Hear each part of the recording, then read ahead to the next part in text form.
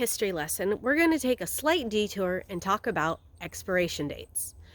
So, in the 1970s, expiration dates were put on products to inform consumers and to protect food manufacturers.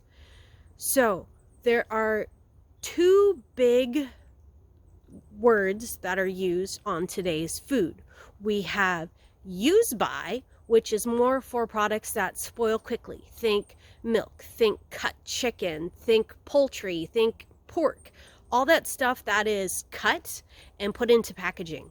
You want to use that food before the date on there, because otherwise it may go bad, especially if it had poor handling from the time it was purchased to getting placed in your fridge or freezer.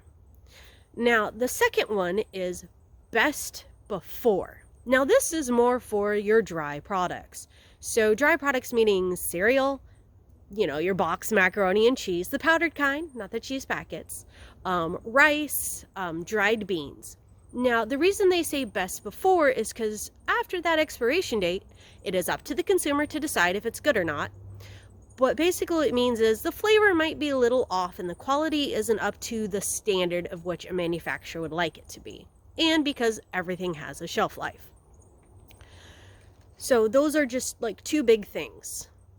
And the reason, and I'm sure some of you have heard this story, that Al Capone was a big, advocate for putting expiration dates on, especially milk, because his niece got sick and died basically, or almost died. I haven't looked at the story in full because a lot of that is myth.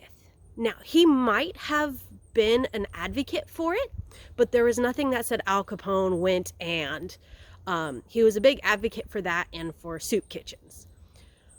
But my takeaway here today, as we are getting into the new year and it's time to clean out our pantries, is to double check all your expiration dates and take a look at whether or not you feel comfortable keeping some of the food that has expired, because some stuff is okay, and you should mark it as okay but use within, or stuff that just needs to get tossed because it is no longer safe to eat. And a couple different ways to check is by smell and by visually identifying, especially canned stuff. The cans will poof out.